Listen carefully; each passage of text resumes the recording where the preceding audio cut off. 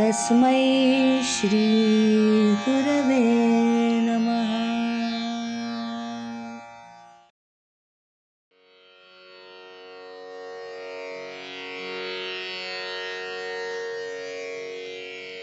अलंकापुरी पुण्यभूमी पवित्र, तिथे नांदतो ज्ञानराजा सुपात्र।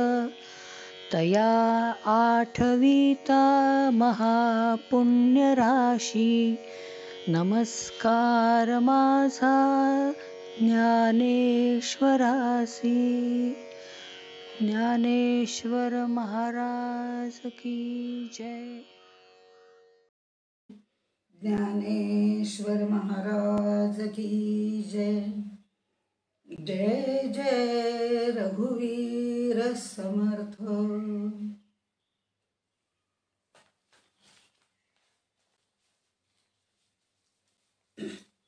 माऊली ज्ञानेश्वरांच्या चरणी नतमस्तक होऊन सर्व श्रोत्यांना अभिवादन करून माझे सद्गुरू समर्थ रामदास स्वामी यांनाही वंदन करून आज आपल्या अमृतानुभवाच्या शब्दखंडन या 6व्या प्रकरणाला आपण सुरुवात करणार आहोत। त्यातला काही भाग आपण काल पाहिलेला आहे आणि आता आपल्या लक्षात आलेलं आहे की शुद्ध चैतन्याच्या ठिकाणी जे अहमनिष्ठ जीवपणाचे वारे वाहत असतात तो वारा भरणारा हा शब्द आहे। या शब्द जंजाळातून बाहेर पडून आधी पूर्णपणे त्यातनं बाहेर पडा आणि त्या वस्तूची म्हणजे त्या परब्रह्माची म्हणजेच परमशिवाची अनुभूती घ्या, शाश्वत आनंद घ्या आणि त्यासाठी हे शब्द खंडन आहे। आपण या आधीही बघितलेलं आहे त्याप्रमाणे प्रत्येक गोष्टीचा अनुभव हा ज्याचा त्यानेच घ्यायचा असतो। हे सर्व सांगत असताना माऊली आपल्याला एकावर एक दृष्टांत देत आहेत।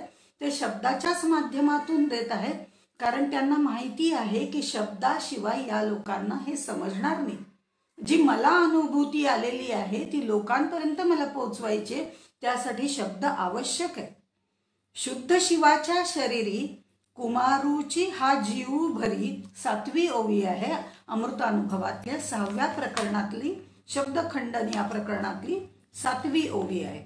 शुद्ध जीवाच्या शरीरी कुमारूची हा जीव भरी, जेवी अंगे पंचाक्षरी तेवीच बोलू। हा कुमार, आता इथे कुमार म्हटलंय म्हणजे काल परवा जसं म्हटलं होतं की हा कुलदीपक आहे, हा दिवटा आहे, अशा प्रकारे इथे कुमारचा अर्थ नाहीये। कुमार म्हणजे वाईट रीतीने मारणं एखाद्याला, ते किंवा अगदी ठोसून भरणं किंवा अशा पद्धतीने त्यांना सांगितलेलं आहे। जर शिवाला त्रास द्यायचा असेल तर ही जी शक्ती आहे, अविद्या शक्ती आहे, तिच्या जर मनात आलं की आपल्याला शिवाला त्रास द्यायचा आहे तर ती त्या शिवाला पकडते आणि एखाद्या जीवामध्ये म्हणजे देहाच्या खोळीमध्ये ती त्याला ठासून ठासून भरते। आपण उशीची खोळ भरतो, उशीचा अभ्रा ज्या वेळेला भरत म्हणजे अभ्र्यामध्ये उशी भरत असतो तेव्हा ती अशी दाबून दाबून रेटून रेटून कोपऱ्यापर्यंत जाऊन असं आपण ती बघत असतो। मग इथे सुद्धा त्यांनी असं म्हटलंय, जर त्या शिवाला असं वाटलं की हिला त्रास द्यावा, या शक्तीला असं वाटलं की या शिवाला त्रास द्यावा, तर ही अविद्या शक्ती त्याला एखाद्या देहामध्ये कोंबते। त्यावेळी त्या शिवाला कोंडून राहण्याचा सुद्धा कंटाळा येतो आणि तो त्या गुरूंना विचारतो, सद्गुरूंना विचारतो। सद्गुरू स्तवनामध्ये आपण हे पाहिलेलं आहे। तो सद्गुरूंना विचारतो की मी या खोळीमधनं आता कधी मुक्त होईन, या शरीररूपी खोळीमधनं मी कधी मुक्त होईन। खरं तर शिव सुद्धा कधीही बंधनात नव्हता। देहेंद्रियांची मर्यादित शक्ती, इच्छा, वासना यांची अमर्याद अशी तृष्णा, या सगळ्यामुळे आम्ही बद्ध आहोत असं आम्हाला वाटतं। आमच्या मनात सुद्धा हे याप्रमाणे ठासून ठासून भरलेलं आहे। का भरलेलं आहे? कारण आम्ही अध्यात्म ग्रंथ वाचलेले आहेत, त्याचं विवेचन वाचलेलं आहे, पुराणांमधनं ऐकलेलं आहे, प्रवचनांमधनं ऐकलेलं आहे. आणि मग हे सद्गुरू जे आहेत ते त्या शब्दांनी आम्हाला उपदेश करतात की आता तू यातनं बाहेर पडशील. आणि मग आम्हाला वाटतं की आता आम्ही मुक्त झालोय. पण हे सगळं जे काही आहे ते केवळ आणि केवळ शब्दांचं सामर्थ्य आहे. जेवी अंगे पंचाक्षरी तेवीच बोलू. पंचाक्षरी म्हणजे मांत्रिक, जो भूतखेत वगैरे उतरवतो ना, तो भूत अंगात आणतो पण आणि भूत उतरवतो पण, म्हणजे हे दोन्ही करणारा तो असतो. तर हा जो आहे ना, हा शब्द जो इथे आहे ना, तो असाच आहे, पंचाक्षरी आहे. पंचाक्षरी आहे म्हणजे मांत्रिकासारखा आहे. आधी तो आम्हाला ठासून ठासून सांगतो की तुम्ही बद्ध आहात, तुम्ही बद्ध आहात, आणि नंतर म्हणतो आता मी तुम्हाला मोक्ष देतो, मोक्ष देतो, तिकडे नेतो. प्रत्यक्षामध्ये मुक्त होताना शब्दांची गरज नसते. कारण ती सगळी पुढची जी आहे ती मौनाची भाषा आहे. त्यामुळे हे मुक्त होताना शब्दांची गरज नाहीये. शिवापासनं जीवापर्यंत नेणाराही शब्दच आहे आणि त्या शिवामधनं मुक्त करणारा सुद्धा शब्दच आहे. कारण आम्ही जेव्हा ऐकतो की मनोबुद्धी अहंकार चित्तानी नाहम, मग आम्हाला पटायला लागतं की नाही नाही, आम्ही म्हणजे हे मनबुद्धी अहंकार नाही. अशा पद्धतीने त्यांनी सांगितले. म्हणजे हे शब्दांच्या बाबतीमध्ये त्यांनी त्याचं खंडन करायला जेव्हा सुरुवात केली तेव्हा ते म्हणतात हे सगळं बोलाचीच भात, बोलाचीच कडी, बोलाचाच भात याप्रमाणे आहे. ज्ञानदेव खरं म्हणजे सर्व विज्ञान जे आपल्याला विद्वान लोक जे आपल्याला सांगतायत ग्रंथांमधनं वगैरे की तू म्हणजे देह नव्हेस, तू म्हणजे, या वाक्यांनी आम्हाला असं वाटतं की नाही आम्ही म्हणजे बद्ध आहोत वाटतं, पण आता आम्ही मुक्त होणार आहोत कारण हे ज्ञानी आम्हाला सांगतायत वगैरे.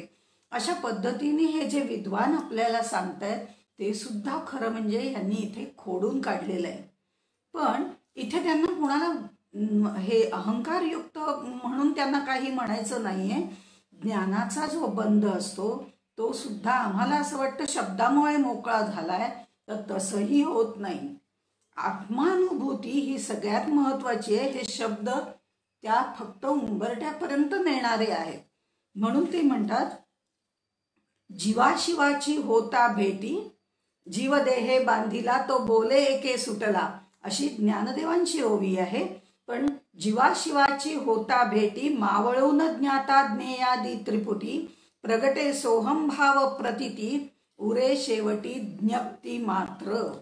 स्वरूपानंदांनी हे सांगितलेलं आहे की हे जे आहे ना, हे अज्ञान जे आहे ते खरं म्हणजे नाहीच आहे. जीवाशिवाची होता भेटी हे सगळं मावळून जाणार आहे. पण आणि मग सोहम भाव आतमध्ये प्रगट होतो आणि मग त्या ज्ञप्ती मात्राची अनुभूती येते. त्यासाठी शब्दांची गरज नाही. आता यासाठी ज्ञानेश्वर माऊलींनी अनेक उदाहरणं दिले, दृष्टांत दिलेले आहेत. ह्या सगळ्या ह्याच्यामध्ये त्यांना हेच सांगायचंय की अज्ञान हे अंधत्व आहे, ज्ञान हे बंधत्व आहे आणि ज्ञप्ती मात्र म्हणजे अनुभूती हा त्याचा स्वाद आहे, त्याचा आस्वाद आपल्याला घ्यायचा आहे. पुढे ते दृष्टांत देताना असं म्हणतात, दिवसा ते उगो गेला तव रात्रीचा द्रोह आला, म्हणून सूर्या या बोला उपमाची नव्हे. सूर्य जो आहे तो आपला सगळ्या म्हणजे सूर्यप्रकाशाने तेजानी सगळं जे काही आहे ते नष्ट, म्हणजे अंधार जो आहे, अज्ञान जो आहे ते नष्ट करून टाकतो. आता हा सूर्य उगवल्यानंतर तो सर्व अंधकार दूर करतो, रात्र निघून जाते, पहाट होते. याचा अर्थ हे शब्द आम्हाला काय सांगतात, तो रात्रीचा शत्रू आहे आणि दिवसाचा मित्र आहे. खरं तसं आहे का हो? तो रात्रीचाही शत्रू नाही आणि तो दिवसाचाही मित्र नाही. तो उगवला की दिवस होतो आणि तो मावळला की रात्र होते. पण शब्द मात्र आम्हाला असं उलट पलट करून सुद्धा सांगणारे असतात.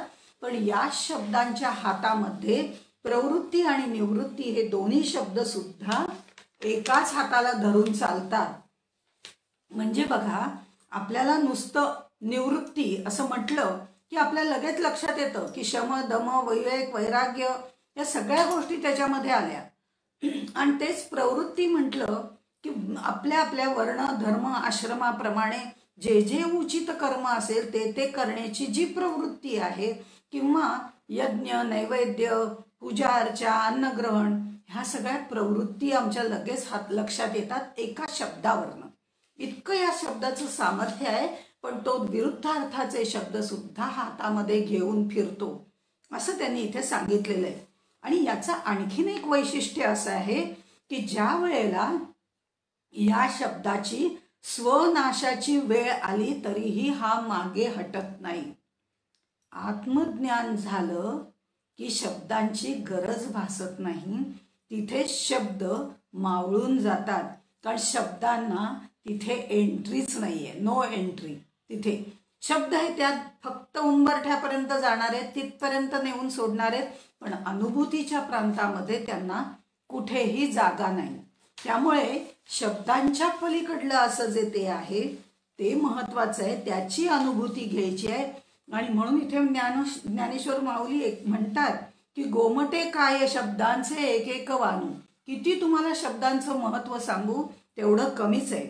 जगातलं एकही क्षेत्र असं नाहीये की जिथे शब्दांचं सामर्थ्यच नाहीये किंवा शब्दांचं साम्राज्यच नाहीये. कितीही झालं तरी शब्द हा आकाशाचा गुण आहे. त्यामुळे तो आकाश जेवढं विश्वव्यापक आहे तसा शब्द सुद्धा व्यापकच आहे.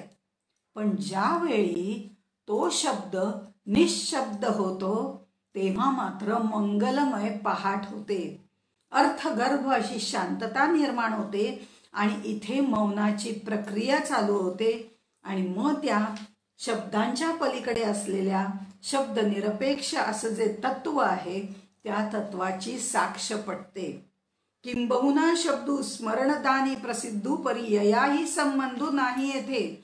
आत्तापर्यंत जी वस्तुस्थिती आहे ती सांगत गेलंय की ही वस्तुस्थिती काय आहे तर हे स्मरणदान करणारे शब्द आहेत. ह्याचा पण खरं म्हणजे या आत्मवस्तूशी काहीही संबंध नाही. हे सगळे जे शब्द आहेत ना ते भूतकाळात किंवा भविष्यकाळाचं वर्णन करणारे आहेत. म्हणजे भूतकाळातल्या सुखद आठवणी, दुःखद आठवणी असतील त्या स्मृती असे आठवणारे असे हे शब्द आहेत किंवा भविष्यकाळाचा विचार करणारे आहेत. पण जे आत्मतत्व सदा सर्वदा वर्तमानात असते त्याचं मात्र वर्णन हे करू शकत नाहीत. अशा तऱ्हेने त्यांनी सांगितलेलं आहे. म्हणून ते म्हणतात की हा स्मरण करून देणारा आहे असं म्हटलं तर स्मरणदानी प्रसिद्धू असं म्हटलं, विधिनिषेधाच्या वाटा दाखवणारा, स्मरण करून देणारा असं सगळं जरी त्याने वर्णन केलं तरी हे जे शब्द आहेत ते फक्त शरीर आणि मनाच्या ठिकाणी असतात, आत्मतत्वाच्या ठिकाणी, शिवतत्वाच्या ठिकाणी नसतात. तिथे त्या शब्दांचा काहीही उपयोग होत नाही. मग हे कसं आहे तर आत्मा हा शब्द देखील वस्तूचं वाचक आहे. आत्मा हा शब्द आपण कितीतरी वेळा वाचतो, कितीतरी वेळा कितीतरी प्रसंगाने वेगवेगळ्या तऱ्हेने त्याचं वर्णन सुद्धा करतो, पण तो वाचक आहे, दर्शक नाही. तो तिथपर्यंत नेणारा आहे पण प्रत्यक्ष अनुभूती देणारा नाही. वेद, उपनिषद, गीता सगळ्यामध्ये आत्म्याचं वर्णन केलेलं आहे. हे आत्म्याचं असणं म्हणजे माझं असणं आहे हे मला जाणवतं. पण म्हणून मला ते सिद्ध करावं लागत नाही की हो हो ग्रंथात सांगितलंय ना म्हणजे मग हे आत्मतत्व म्हणजे मी आहे म्हणून ते सिद्ध होतं.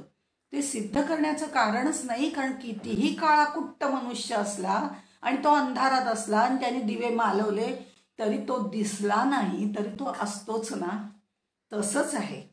आणि त्यामुळे आठवे का विसरे विशो होऊनी अवतरे तरी वस्तूसी दुसरे असे ना की 14वी ओवी आहे. त्याच्यामध्ये त्यांनी म्हटलंय हा स्मरण विस्मरणाच्याही पलीकडे आहे, त्यामुळे तो कशाचाच विषय होऊ शकत नाही. आठवण म्हणजे आठवणं विसरणं हेही त्याच्या बाबतीमध्ये नाहीये. एखाद्या गोष्टीचा आठव किंवा विसर व्हायला विषय लागतो ना. मी पेन विसरले म्हणजे एक कुठली तरी वेगळी गोष्ट लागते की जी मी विसरलेली आहे, ती म्हणजे मी नाही आहे. मला दुसरी गोष्ट लागते. म्हणजे विसरायला सुद्धा दुसरं काहीतरी लागतं, द्वैत लागतं. किंवा आठवायला मी ट्रिपला गेले होते आणि तिथे इतकी मजा आली ते मी आठवलं म्हणजे ह्या सुद्धा विषय लागतो.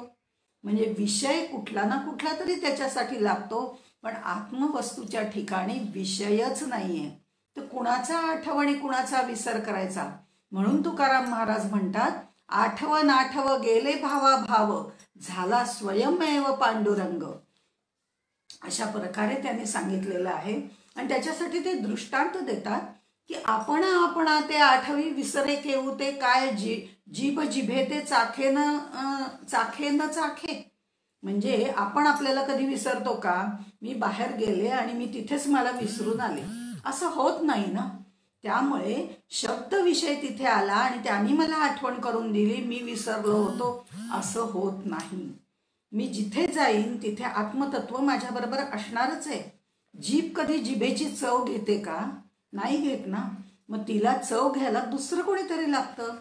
किंवा जो जागा आहे त्याला कधी झोप नाही, तसं म्हणजे हे जे आत्मतत्व आहे ते कायम जागृत आहे, कायम जागृत आहे, नित्य जागृत आहे. त्याला असं म्हणावं लागत नाही की अरे माझी झोप झाली बरं का, आत्मतत्वाला की तू उठ बरं का, आता उठ रे बाबा, असं त्याला शब्दाने जागं करावं लागतं का? जागृती या शब्दाला जशी निद्रा माहिती नाही किंवा निद्रा या शब्दाला जागृती माहिती नाही, तसं जागा असताना आपल्याला मी जागा आहे हे सांगावं लागत नाही.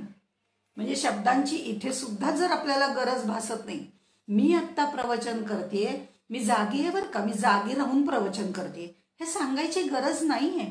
कारण मी जागी आहे म्हणूनच मी प्रवचन करते, हे सिद्धच आहे. त्याच्यासाठी मी जागी आहे बरं का, मी हे करते, मी जागी आहे बरं का, मी ते करते, असं काही म्हणायची आवश्यकताच भासत नाही. जागा असताना मला झोप येत नाहीये किंवा आली नाहीये हे शब्द आम्ही म्हणू शकतो. पण जागेपणाची प्रचिती निद्रा रूपामध्ये नसते, निद्रेपणाची जी प्रचिती आहे ती जागेपणामध्ये नसते. तसंच निद्रा आणि जागृती या कालसापेक्ष असतात, त्याला स्मरण विस्मरण असतात. पण आत्म्याला तसं कालसापेक्षत्व पण नाही आणि त्याला या द्वंद्वामध्ये पडायचं सुद्धा कारण नाही. कारण आत्मतत्व हे कालातीत असणारं असं तत्व आहे. यासाठी त्यांनी बरेच दृष्टांत दिलेले आहेत. कारण मुळामध्ये हे दिवस उजाडला, तुमचं माझं बोलणं झालं, त्याला प्रकाशमान असणं एवढंच माहिती आहे. सूर्याला ज्या वेळेला दिवस रात्र आपण म्हणतो तेव्हा त्याला काहीच माहिती नसतं. तो उजाडला की आमचं सगळे व्यवहार चालू होतात, बोलणं चालू होतं, काम करणं चालू होतं, ह्या सगळ्या गोष्टी चालू होतात. पण म्हणून सूर्याला माहिती आहे का की हे आत्ता दिवस आहे का रात्र आहे? तो उगवला की सगळीकडे प्रकाश आहे म्हणजे दिवसच असतो. त्याला काही त्याच्यासाठी वेगळं सांगावं लागत नाही. तो नेहमी नित्य जागृतच असतो. तिथे त्याला स्मरण करून देण्याची आठवण करून देण्याची गरज नसते की बाबा तू उगवलास का, बरं मग आता दिवस होईल बरं का, असं आठवण करून द्यायची गरज नसते. तसंच सद्गुरूंना सुद्धा खरं म्हणजे ज्ञानेश्वर माऊली म्हणतायत की सद्गुरूंना सुद्धा तू ब्रह्म आहेस याची जाणीव करून देण्याची, आठवण करून देण्याची गरज नसते. पण ते जीवात्म्याला त्यांना सांगावं लागतं. आणि हे सांगण्याची खरं गरजच नाही, कारण आमच्या आतमध्येच ते तत्व आहे. हे फक्त ज्ञानदेवच बोलू शकतात. कारण आम्हाला आमच्या आत्मतत्वाची अजून जाणीवच झालेली नाही, अनुभूती आलेली नाही. आणि म्हणून ते असं म्हणतात, एवम स्मरणा स्मरण नाही तरी स्मारके काज काही. ज्या आपण एखाद्या गोष्टीचं विस्मरण होऊ नये, स्मरण कायम राहावं म्हणून त्याचं स्मारक तयार करतो. एखाद्या गोष्टीचं जवान सगळे जे काही युद्धामध्ये गेले त्यांची आपल्याला एक आठवण राहावी म्हणून आपण त्यांचं स्मारक तयार करतो. म्हणजे एखादी गोष्ट आम्ही विस्मरण होऊ नये, त्याची जाणीव आम्हाला सतत राहावी, त्याचं स्मरण राहावं, ती आठवण राहावी म्हणून आम्ही स्मारक बांधतो. हे शब्द जे आहेत ना ते स्मारकाचं काम करतात, दुसरं काही नाही. पण आत्मवस्तूला याची गरज आहे का? त्याचा काही संबंधच नाही आहे. हा शब्द, हा जो प्रांत आहे तो मायेमधला आहे, अविद्येमधला आहे. आणि आणखीन एक कार्य शब्द करतात असं सांगितलंय. पण माऊली असं म्हणतायत की आणखी एक शब्दे काज किरू भले सिद्धे, परी दिवसा न बंधे विचारू येथे. पण अहो हे मला सांगायला सुद्धा मी धजावत नाही. म्हणजे हे माऊली सांगतायत की आणखीन एक शब्दाचं कार्य आहे असं सगळेजण सांगतात, पण मला हे सांगायला सुद्धा धजावत नाही.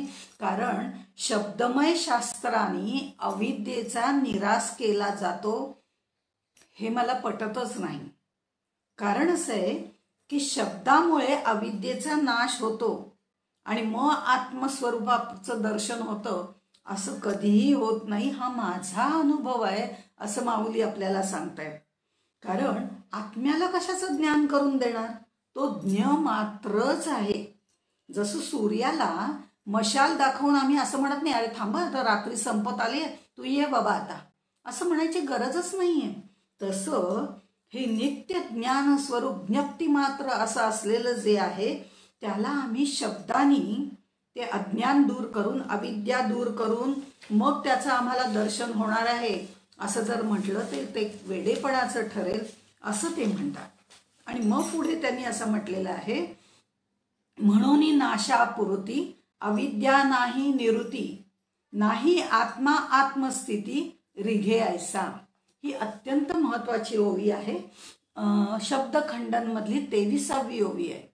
आणि ही ओवी म्हणजे 7वं 8वं प्रकरण, याची सगळ्याचं चिंतन. आत्ताचं 6वं प्रकरण आहे. 7व्या आणि 8व्या प्रकरणाचं सुद्धा चिंतन या ओवीमधनं त्यांनी निर्माण केलेलं आहे, सांगितलेलं आहे.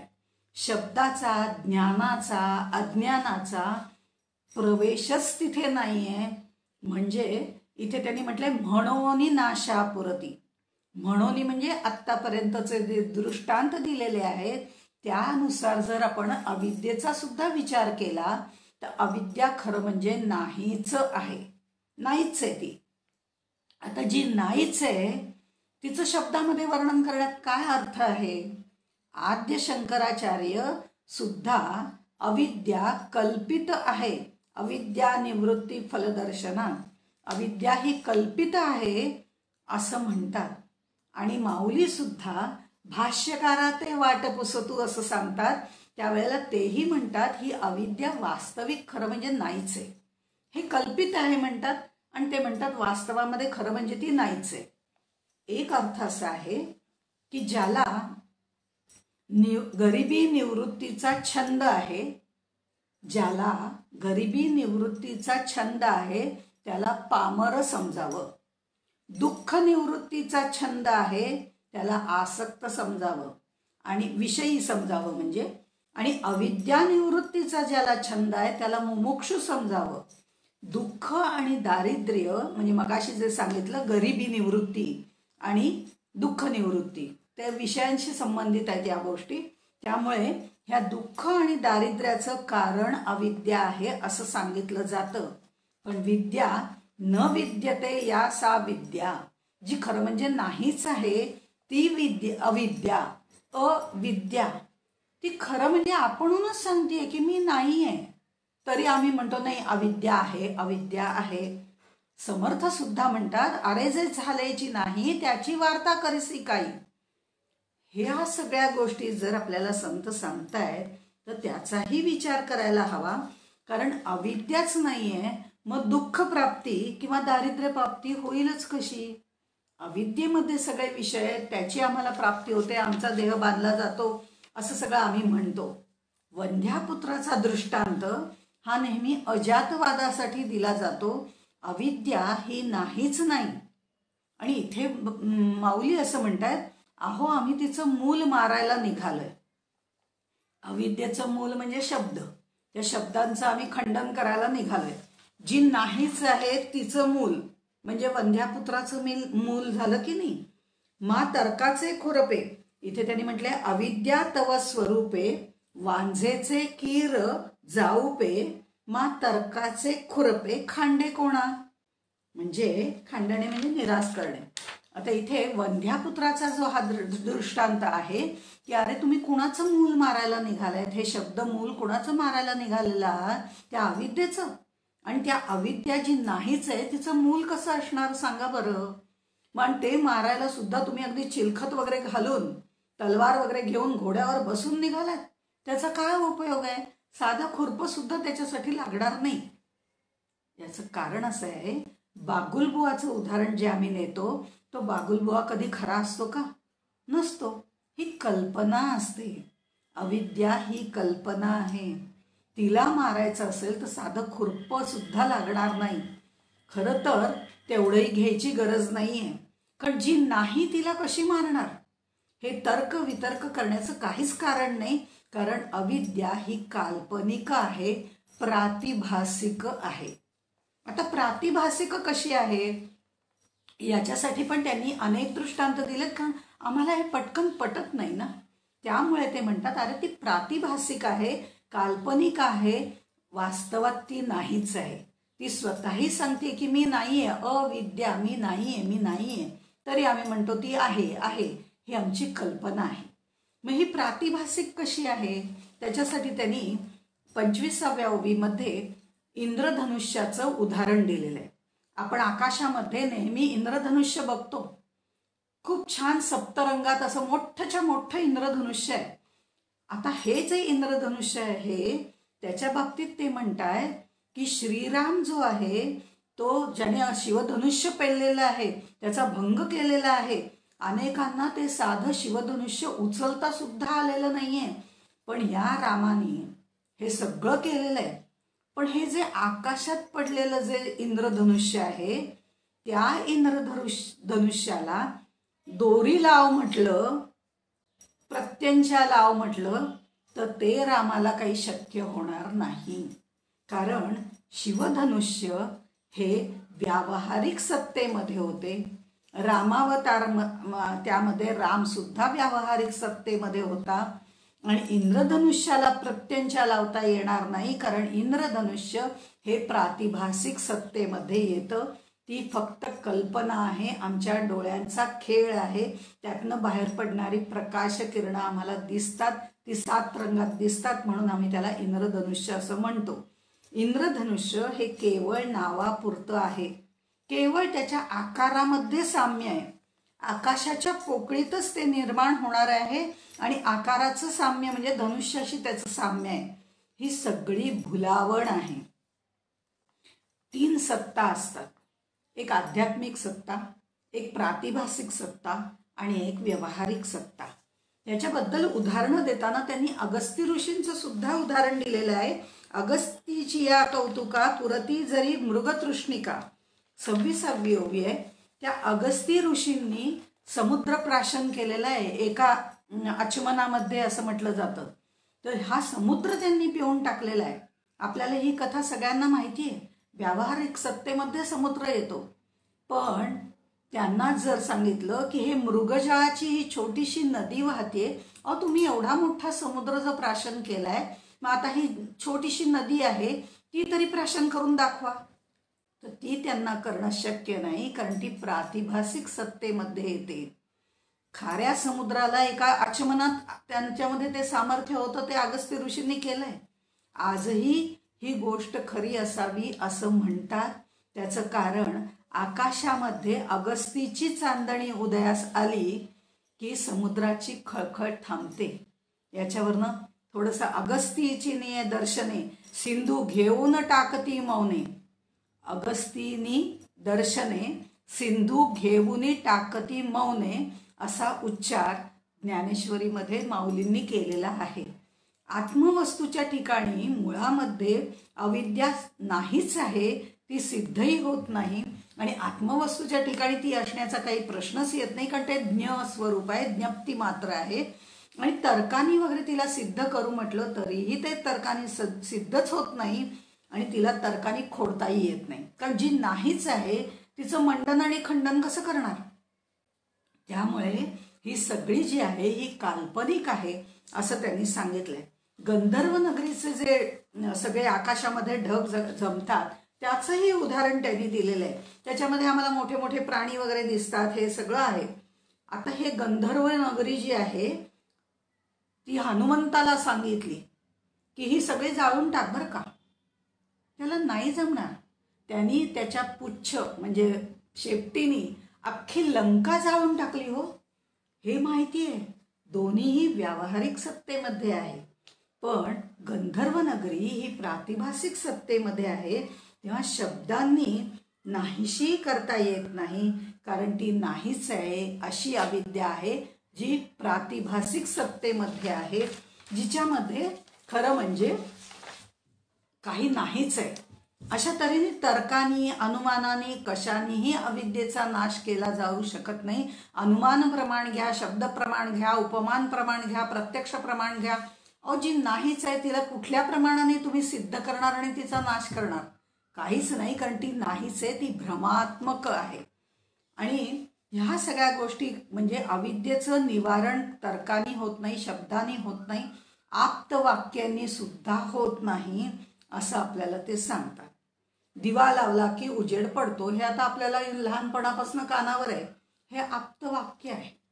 दिवा लागला म्हणजे हे व्यवहारातलं आप्तवाक्य सांगितलं. अशी अनेक आप्तवाक्य जी परंपरागत आपल्याकडे आलेली आहेत त्याला आप्तवाक्य असं म्हटलं जातं. जे एक त्याच्यावरनं काहीतरी ठरवलं जातं की दिवा लावला की उजेड पडतो. हे काही कोणी सांगायला पाहिजे का? दिवा विझाला की अंधार पडतो.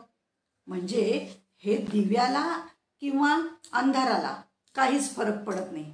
आमच्या बोलण्याने त्याच्यामध्ये फरक होतो, कारण ज्या वेळेला अंधार आहे म्हणजेच प्रकाशाचा अभाव आहे. म्हणजे भाव अभाव या पद्धतीने ते आम्ही म्हणत असतो.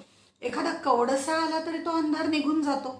म्हणजे तो प्रकाश, तो अंधार जो असतो तो सहन करू शकत नाही असं शब्दाने सांगितलं जातं. म्हणून काय त्याच्यावर विश्वास ठेवायचा? ह्या शब्द प्रमाणाला आम्ही मानायचं का? हा शब्द आम्हाला ज्ञान करून देतो असं म्हणण्याचंही कारण नाही. तो अविद्येचं सुद्धा निरसन करू शकत नाही, कारण अविद्या नाहीच आहे, तिला मात्र हा घोड्यावर बसून मारायला निघालाय. पण इथे त्यांनी असं सांगितलंय, ना तरी पहायवया दिवसू वातीचा की जे सोसू तेवढाही उदवसू उद्युमू पडे. म्हणजे सूर्याचा लख प्रकाश पडलेला आहे आणि मग तो प्रकाश दाखवायचा आहे का तुम्हाला? थांबा मी वातीचा दिवा घेऊन येते म्हणून छोटी पंटी घेऊन मी गेले तर काही उपयोग आहे का? त्याचाही हा व्यर्थ खाटाटोप आहे. तसं या अशब्द जे आहेत ते अविद्येचा नाश करू शकत नाही. ती त्यांची व्यर्थ खटपट चाललेली आहे, कारण ती अविद्या मुळामध्ये नाहीच आहे. आणि प्रपंच हे अविद्येचं कार्य आहे असं आम्ही ग्रंथातून वाचतो. हेही आप्तवाक्यच आहे. शास्त्र सुद्धा सांगतं की प्रपंच हे अविद्येचं कार्य आहे. पण प्रत्यक्ष दिसणारा प्रपंच आहे असं आम्हाला वाटतं, अविद्या आहे असं वाटतं, पण तेही बरोबर नाही. कारण अरे जे झालेचे नाही त्याची वार्ता पुससी काही, हे नाहीच आहे.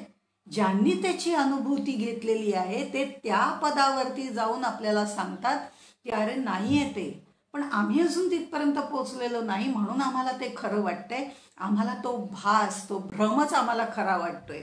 आणि भ्रम हा कधीही खरा नसतो. ज्ञान झाल्यानंतर भ्रमाचा निराश होतो. जिथे सावली पडलेली नसते, हा पुढचा दृष्टांतही त्यांनी दिलेला आहे की जेथे सावली न पडे तेथे नाही जेणे पाडे. जिथे सावलीच पडलेली नसते तिथे काय असतं? काहीच नसतं. आता सावली तिथे पडते म्हणजे तिथे काय होतं? सावली नावाचा काही कोणी पदार्थ आहे का की तो उचलला आणि घेतला, हो ती पडली आहे बरं का, तिला घ्या आणि उचला? नाही. जिथे जिथे प्रकाश असतो तो अडवला जातो त्यावेळेला तिथे सावली पडते. म्हणजे त्या प्रकाशाचा अभाव तिथे निर्माण होतो. प्रकाश हा भावात्मक धरला तर सावली ही अभावात्मक तयार होते. म्हणजे अविद्या तत्वतः नाहीच, अभावात्मक आहे. आणि तसाच हा सावलीसारखा प्रपंच आहे, स्वप्नवत आहे. नसते ते दिसते, ते अशासारखं दिसतं. म्हणून नामदेव महाराज म्हणतात, नव्हे तेची कैसे झाले रे खेळिया, नाही तेची दिसू लागले रे. म्हणजे हा अभाव जो आहे तो आम्हाला दिसायला लागतो. आणि म्हणून आम्ही म्हणतो की नाही प्रपंच आहे, अंक आहे, ह्या सगळ्या गोष्टी आम्ही मानायला सुरुवात करतो. ती आप्तवाक्य असतात, त्यामुळे आम्ही देहबुद्धीने बांधलेले आहोत हे सुद्धा आम्ही म्हणायला सुरुवात करतो. स्वप्न पाहताना सुद्धा आम्हाला खरं वाटतं ना, पण जाग झाल्यावर ते खोटं आहे हे आमच्या लक्षात येतं, पण झोपेमध्ये मात्र आम्हाला ते सत्यच वाटतं. आम्ही ते घाबरतो, त्याच्यामध्ये आम्हाला घाम फुटतो. पण जागृतीमध्ये आल्यानंतर ते लटिके आहे हे आम्हाला कळतं. अविद्येसहित जे जे अविद्येमध्ये दिसतं ते सगळं लटक असतं. स्वप्न देखला असं जे समर्थ रामदास सांगतात तेही याच पद्धतीने सांगतात. म्हणून ते म्हणू शकतात की आगाजे झालेचे नाही त्याची वार्ता पुससी काही. म्हणजे असे अनेक दाखले किंवा अनेक उदाहरणं त्यांनी दिलेली आहेत. आणि ही उदाहरणं देता देता ते आपल्याला त्या तत्वापर्यंत, त्या परमशिवापर्यंत घेऊन जातात. आणि ते म्हणतात, मनोरथाचे पर्यय आशे की जी जतू का लक्ष वेल परी उपवासा वेगळ आणू तेथे. आता ह्याच्यात ते ओगराळ वगैरे या पद्धतीने आलेलं आहे. पण आपण ज्या वेळेला उपास करतो ते उपासामध्ये काही वेळेला असं होतं की उपास आहे बरं का, नाही मला आज खायचं नाहीये, उपवास आहे. कुणी गरम गरम बटाटे वडा आणला तर आम्ही म्हणतो नाही राहू दे, फ्रीजमध्ये ठेवून दे, मी उद्या गरम करून खाईन. म्हणजे कुठंतरी ती वासना माझ्या तिथे निर्माण झालेली आहे ना. म्हणजे हे मनातल्या मनात आपण कितीही खाल्लं तरी बाहेर मात्र आम्ही उपासच करत होतो ना. तसं हे अविद्येचं वर्णन कितीही केलं तरी ते खरं नाही. हा उपास करणं तरी खरं आहे का? हा उपास सुद्धा चुकीचा आहे. पण बाह्यदर्शनी काय दिसत नाही, त्यांचा उपास आहे, आज नको, त्यांना बटाटे वडा उद्या चालेल. पण आतमध्ये इच्छा झाली आहे ना, हा उपास खरं मोडलेलाच आहे.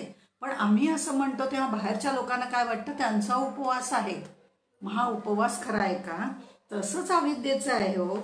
ती अविद्या जरी वरवर दिसली तरी ती खरी नाही, हे खरं नाही आहे असंच आपल्याला माऊली वारंवार सांगतात. त्याच्यासाठी त्यांनी जी अविद्या नाहीच आहे हे सांगण्याचा प्रयत्न, आपल्यावर बिंबवण्याचा प्रयत्न करण्यासाठी अनेक दृष्टांत दिलेत. त्याच्यावरती ते असं म्हणतात की भिंतीवर काढलंय, एक चित्र काढलंय सुंदरपैकी, आणि त्या चित्रामध्ये पावसाने सगळं ओलं झालंय असं आपल्याला दाखवलंय. शिवाय तो पाऊस पडतोय बरं का अजून सुद्धा. पण मग तो पाऊस पडतोय त्याने भिंत ओली झालीये का? भिंत ओली झालेली नाही, त्या चित्रामध्ये तो आभास निर्माण केलेला आहे. मग त्यांनी आता खरंच जर त्या पावसाने जर भिंत ओली झाली असती तर मग तळी विहिरी सुद्धा भरली असती. पण तसं होत नाही, कारण ते चित्र आहे. पंचदशीमध्ये सुद्धा विद्यारण्य स्वामींनी अशा पद्धतीचे दाखले दिलेले आहेत की मला वाटतं ते साधारणतः चित्रदीप वगैरे या ह्याच्यामध्ये दिलेले आहेत. पण विद्यारण्य स्वामींनी दिलेले दाखले निश्चितपणे पंचदशीमध्ये अशाच पद्धतीचे आहेत. आता ह्याच्यामध्ये त्यांनी म्हटलंय, अरे जी नाहीच आहे, या न विद्यते सा असं तिचं वर्णन केलेलं आहे. शब्दांनी घ्यायचं आहे ना, असं तिचं वर्णन केलेलं आहे. मग जी अविद्या तिला जी आहे असं का बरं म्हणायचं? म्हणजे आम्हाला असं वाटतंय ना की ते आप्तवाक्यामुळे आम्हाला वाटतंय, पण ते तसं वाटतंय किंवा दिसतंय म्हणून ते खरं आहे का? आकाश निळं आहे हा पुढचा त्यांनी दृष्टांत दिलेला आहे की आकाश काय निळे, आकाश काय निळे न देख तू हे डोळे. आता 37व्या ओळीमध्ये निळं आकाश आपल्या डोळ्याला दिसतंय ना, पण ते वस्तुतः आहे का? ती तर पोकळी आहे, दिसतं तसं नसतं, म्हणूनच जग फसतं असं म्हणतात.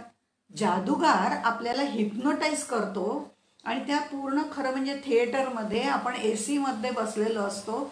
ज्यांनी जादूचे प्रयोग पाहिले असतील त्यांनी हा अनुभव घेतला असेल की ती थंड AC मध्ये आपण सगळे तो प्रयोग पाहत असतो. आणि तो जेव्हा त्या स्टेजवर लोकांना बोलवतो आणि त्यांना हिप्नोटाईज करतो, आम्ही सुद्धा आप्तवाक्यांनी हिप्नोटाईज झालेलो आहोत.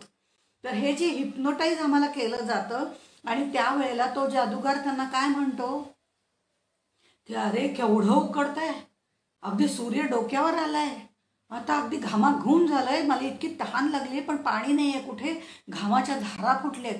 हे सगळं जेव्हा तो हिप्नोटाईज करून बोलत असतो त्यावेळेला त्या समोरच्या व्यक्तीला दरदरून घाम फुटतो. ते दगड वगैरे बटाटे म्हणून खातात वगैरे अशी पण उदाहरणं आहेत. म्हणजे हे सगळे जे शब्द आहेत ते जादूगाराप्रमाणे ही अविद्या आहे, अविद्या येण्याची नावे असं म्हणून ते सांगतात आम्हाला. पण खरं म्हणजे ती विद्यमान नसतेच, ती नाहीच आहे. ती ओरडून सांगतीये की न विद्यते, मी नाही आहे, मी नाही आहे. पण आम्ही तिचं ऐकतच नाही आणि मग तिला वेगवेगळ्या लक्षणा लावायला सुरुवात करतो, सत लक्षण, असत लक्षण वगैरे बाकीची. आणि ती सत असत विलक्षण अशीच आहे. तर त्यामुळे ती नाहीच आहे. खरं म्हणजे ती आहे हे म्हणणंच चुकीचं आहे. इथे अविद्या कशी आहे म्हटलं तर आहे, म्हटलं तर नाही आहे. आता शब्दांच्या जाळ्यामध्ये जर आम्ही गुरफटून पडलो तर ती आहे, आणि त्यातनं जर बाहेर पडलो तर ती नाही आहे. हे नक्की आपण लक्षात ठेवायला पाहिजे. म्हणजे या शब्दज्ञानामध्ये गुंतून जाऊन उपयोगी नाही. नाहीतर माझा आज उपनिषद वाचून झालेत, माझे वेद वाचून झालेत, मला ते अगदी सगळं पाठ आहे, त्यातलं प्रत्येक शास्त्र मी सांगू शकते. किती आपण त्या जंजाळात गुरफटून गेलेलो आहोत, पण आपल्या लक्षात येत नाही अनुभूती घेतली आहे का. अनुभूती जोपर्यंत घेत नाही तोपर्यंत उपयोग नाही. तोपर्यंत आम्ही शब्द जंजाळातच या अविद्येच्या माहेमध्येच पसरून राहणार आहोत. म्हणजे ही अविद्या कशी आहे की ती सुद्धा ते ज्ञ मात्र आहे, पण ही अविद्या अशी आहे, अनिर्वचनीय आहे. ती कळते न कळते असं आपण दोन्ही गोष्टी तिच्यामध्ये सामाविक असतात. पण एखादी गोष्ट ज्या वेळेला मला कळते की ह्या शब्दजंजाळात फसण्यात अर्थ नाही, त्याची अनुभूती घेतली पाहिजे, हे माऊली आपल्याला सांगतात, कारण त्यांनी ती अनुभूती घेतलेली आहे. मग याच्यामध्ये सुद्धा ज्ञ कसं आहे, ज्ञ मात्र वेगळंच आहे, ज्ञप्ती मात्र आहे. त्याची अनुभूती घ्यावी लागते. या शब्दजंजाळात त्याच्या वर्णनामध्ये गुंतून आम्ही जातोय, तिथनं थोडं बाहेर पडायला पाहिजे, कारण हे शब्द सुद्धा अविद्येमध्येच येतात. जी नाहीच आहे त्याच्यामध्ये येतात. तर बघा, शब्द सुद्धा वायुरूप असेच आहेत. ते आम्हाला हात लावता येत नाही, स्पर्श करता येत नाही, काहीच करता येत नाही. पण मात्र अविद्याला सुद्धा आम्हाला हात लावता येत नाही, स्पर्श करता येत नाही, काही नाही. पण आम्ही म्हणतो ती आहे. आणि शब्द सुद्धा अर्थरूपाने आहेत असं आम्ही म्हणतो. अर्थ कुठे दाखव बरं, नाही दाखवता येत. अविद्या कुठे दाखव बरं, नाही. तिचंच ते लेकरू आहे, त्याला काय मारायचं. जी नाहीच आहे तिचं लेकरूच असू शकत नाही, असं शब्द खंडन माऊलींनी केलेलं आहे. आणि ज्ञ मात्र मध्ये मात्र कसं आहे की ज्ञानाच्या बाबतीत सुद्धा आम्हाला एखाद्या गोष्टीचं ज्ञान झालं हे म्हणतं तेव्हा आम्ही म्हणतो ज्ञान झालं म्हणजे ते ज्ञानामध्ये येतं. पण ज्या वेळेला मी म्हणते की मला ह्याचं खरंच ज्ञान नाही आहे बरं का, हे कसं काय करायचं काही माहिती नाही आहे, पण मला हे माहिती नाही हे सुद्धा ज्ञानच आहे. कारण मला हे माहिती नाही याची जाणीव मला आहे, त्याचं ज्ञान मला आहे ना. म्हणजे मला एखादी गोष्ट माहिती नाही हे सुद्धा ज्ञानच असतं. एखादी गोष्ट कळणं हेही ज्ञान आहे, पण ते कळत नाही आहे किंवा समजत नाही आहे हे सुद्धा ज्ञानच असतं. मी विद्यमान नाही, मी विद्यमान नाही हे अविद्येचं सांगणं हे शब्दांचं काम आहे. आणि हे शब्दांचं काम म्हणजे देवांगण आहे. असं त्यांनी, ते दुजेही देवांगण, हे देवांगण म्हणजे गंधर्व नगरीसारखंच आहे. कारण गंधर्व नगरीमध्ये निर्माण होणारे मोठमोठे महाल किंवा ससे किंवा काही वेगवेगळे प्राणी पक्षी आपणच आपल्या मनाने तयार केलेले असतात. तर हे सगळं कल्पना मात्र आहे. मग जी नाहीच आहे ती आपल्याला तिचा निराश करून आत्म्यापर्यंत नेईल का, ज्ञप्ती मात्राची अनुभूती देऊ शकेल का. जी नाहीच आहे हो, ती कशी देऊ शकेल. मग पुढे ते म्हणतात अविद्या माया, मायेतच हे शब्द येतात. त्यामुळे कितीही तर्क सांगत गेलं, कितीही बुद्धिनिष्ठ उदाहरणं दिली तरी ते शब्द मारू शकत नाही. ते शब्द कुणालाही मारू शकत नाहीत, त्या मायेला सुद्धा मारू शकत नाहीत. तिला मारणं म्हणजे कसं आहे, हवेला मारण्यासारखं आहे. मला सांगितलं जर ही सगळी हवा इथे पसरलेली आहे ना, तिला मार. मी अगदी तलवार बिलवार घेतली आणि त्या मायेचे छेदन करावं म्हणून तिला मारत मारत गेले. कुठे मरणार आहे ती. अहो तिचं 2 तुकडे होणं सुद्धा शक्य नाही आहे, कारण ती इथे आकार रूपाने नाही आहे. एखाद्या वेळेस मारता मारता माझा हात निसळून पडेल, कारण त्याला आकार आहे. पण तिला आकार नाही, ती निराकार आहे, तिला कसं मारणार? तसंच अविद्येला निराकार आहे, शब्द निराकार आहे, तर त्यांना मारणं शक्य नाही आहे. तिलाही शक्य नाही आणि शब्दांनाही मारणं शक्य नाही. मग आकाशाचं हे कसं शक्य नाही याच्यासाठी जे दृष्टांत दिलेले आहेत त्याच्यामध्ये ते म्हणतात आकाशाचं साल सोडून काढा. आकाशाचं साल, आकाशाला आधी साल कुठे आहे, कव्हर कुठे आहे? कारण कव्हर जर एखाद्याला, केळं जे असतं त्याचं साल हे त्याचं कव्हर असतं वरचं, आम्ही ते कव्हर काढून टाकतो, ते साल काढून टाकतो आणि मग केळं खातो. आता आकाशाचं साल काढून टाका. आकाशच इतकं व्यापक आहे की त्याला व्यापणारं कव्हर हे आतल्या गोष्टीला व्यापणारं असायला हवं. उशीचा अभरा हा उशीपेक्षा थोडा मोठा असायला हवा, तरच ते त्याच्यामध्ये जाईल आणि त्याला व्यापून टाकेल. तसंच आकाशाला व्यापणारं कोणीतरी पाहिजे ना, तर ते त्याचं कव्हर होऊ शकेल. पण आकाशच व्यापक आहे, त्याला असं करूनच टाकता येत नाही. मग कसं शक्य आहे? ही अशक्य गोष्ट आहे. आकाशाचं साल सोडून काढा, किंवा जांभई आली तर त्याचा रस तयार करा आणि त्याचा काढा करा किंवा रस काढा. भाकरी उलथवून टाकतो की नाही, भाकरी उलथवून टाकणं आपल्याला शक्य आहे, तव्यावरची इकडची इकडे करणं. पण सावली जी आहे ना तिला उलथवून टाका, अशी आहे ना, उपडी पडली आहे का, मग तिला सुलटी करा, नाही शक्य. ह्या सगळ्या गोष्टी अशक्य प्रांतातल्या आहेत. त्यामुळे हे शब्द जे आहेत ना, अविद्येची भिंत उभारून हा शब्द तिला पाडायला निघालाय. पण तेही त्याला शक्य करणं शक्यच नाही, कारण अविद्याच नाही, तो शब्द तिला काय पाडणार? इथपर्यंत त्यांनी सगळ्या गोष्टी आपल्याला सांगितलेल्या आहेत. ज्ञानदेव तर पुढे जाऊन असं म्हणतात की खरं म्हणजे सिद्ध पुरुषांचे, महापुरुषांचे, काही लोकांचे असेही शब्द असतात की त्या अविद्येचा नाश करू शकत नाही किंवा त्या अविद्येचा आम्ही नाश करणार आहोत, अशी बडबड सुद्धा निरर्थक आहे, कारण ती शब्दामध्ये आहे. यामध्ये कोणत्याही महापुरुषाचा अवमान करायचा आहे किंवा दुखवायचं आहे असं म्हणायचं नाही, कारण शास्त्रांमध्ये, ग्रंथांमध्ये ऋषीमुनींनी सांगितलं ते सत्यच आहे. यावर त्यांची दृढनिष्ठा आहे, आपली दृढनिष्ठा आहे. पण या गोष्टी सिद्ध करण्याकरता ते म्हणतात अविद्या नाहीपणाने आहे, म्हणजे ती नाहीच आहे. जी नाही आहे तिचा नाश करतो असं म्हणणं हेही चुकीचं आहे आणि ते अशक्य सुद्धा आहे. प्राप्ताची प्राप्ती करायची असं जे आम्ही म्हणतो ते गरज आहे का? ते आत आहेच ना, ते आम्हाला प्राप्त आहेच आहे. पण म्हणूनच आपल्याला संत सांगतात अरे तर तुला प्राप्त आहे, त्याचीच प्राप्ती करून घ्यायची, काही कुठे बाहेर जायचं नाही. आम्हाला हे शब्दांनी जागृत करावं लागतं. पण माऊली त्या मोठ्या अधिष्ठानावर बसलेली आहे, चारुस्थळी ज्याचा विहार आहे तिथे बसलेली आहे, आणि तिथून ती म्हणते अहो हे सगळं मायावी, हे सगळं अविद्या वगैरे काही नाही आहे, हे स्वच्छ आणि सुंदर असं ज्ञप्ती मात्र आहे. आणि हे त्यांना अनुभव आलेला आहे म्हणून ते असं बोलू शकतात. आणि सिद्ध वस्तू जी आहे ती शब्दातीत आहे, तिथे शब्दाचं काही काम नाही. अगदी जर एखाद्या माणसाला आपण सांगितलं की हे पाय आहेत ना तुझे धडधाकट आहेत ना, अगदी व्यवस्थित आहे, मी काय उड्या मारू शकतो, पळू शकतो, सगळं करू शकतो, अरे वा, म्हणजे पाय अगदी मजबूत आहे, चप्पल बिप्पल ते बूट बीट व्यवस्थित घाल बरं का, हो हो अगदी व्यवस्थित टाईट घातलेले आहेत वगैरे तू सांगतो. आणि आता अंतराळात त्याला सोडलं.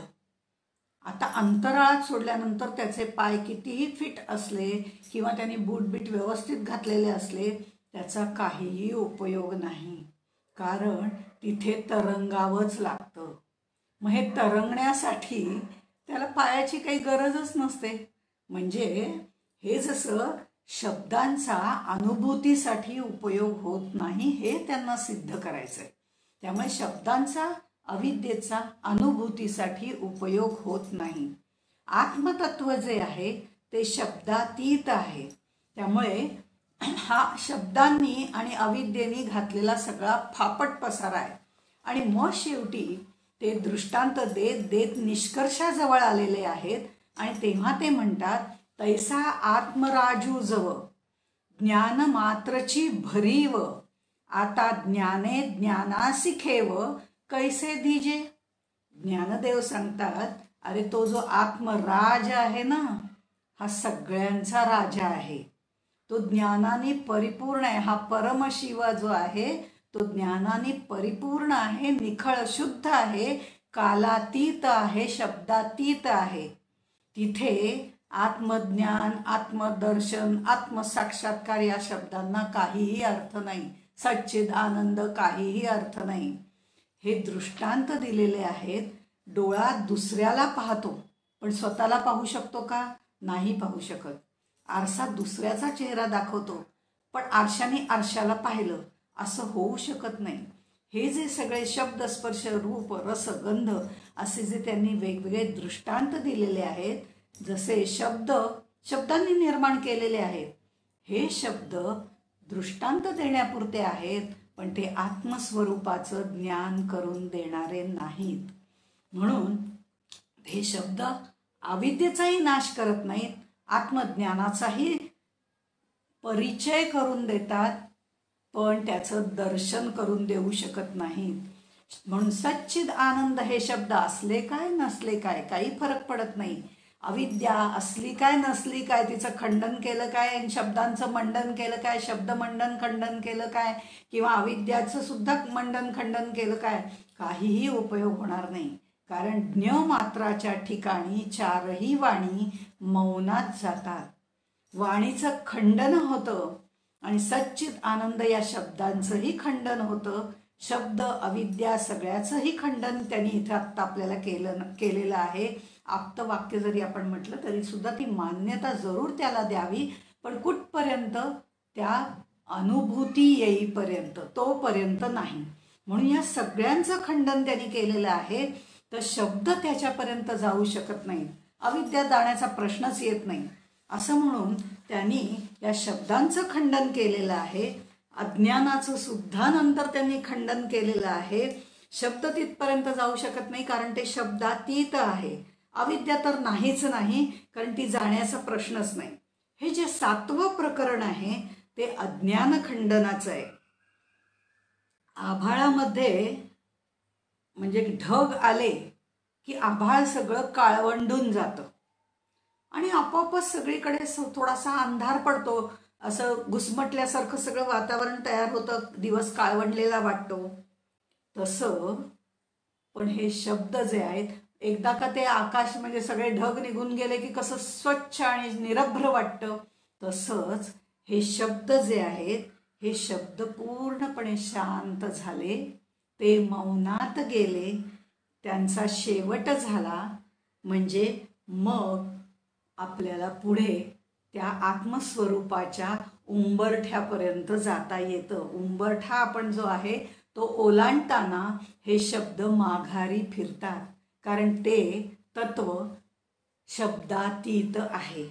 त्यामुळे इथे यांचा सगळ्यांचा शेवट होतो. तसंच आमचं ज्ञान, अज्ञान हे सुद्धा सापेक्ष आहे ना. अज्ञान आहे मग ज्ञान होतं, म्हणजे हे एकमेकावर अवलंबून आहे, सापेक्ष आहे. त्यांचाही प्रलय होणं आवश्यक आहे आणि त्या शब्दांचं खंडन जसं केलं तसं अज्ञानाचं सुद्धा खंडन करणं आवश्यक आहे. आणि ते अज्ञानाचं खंडन, ते अज्ञान नष्ट करणं, त्याचं खंडन करणं, ते अज्ञान नाहीच आहे असं सुद्धा माऊली आपल्याला पुढे जाऊन सांगतात. त्याचंही खंडन त्यांनी केलेलं आहे. ते आपण पुढच्या भागात बघू. तोपर्यंत इथेच थांबू. त्याचा विचार आपण उद्या करूया. तोपर्यंत इथे थांबूया. माऊलींना नमस्कार करून ज्ञानेश्वर महाराज की जय.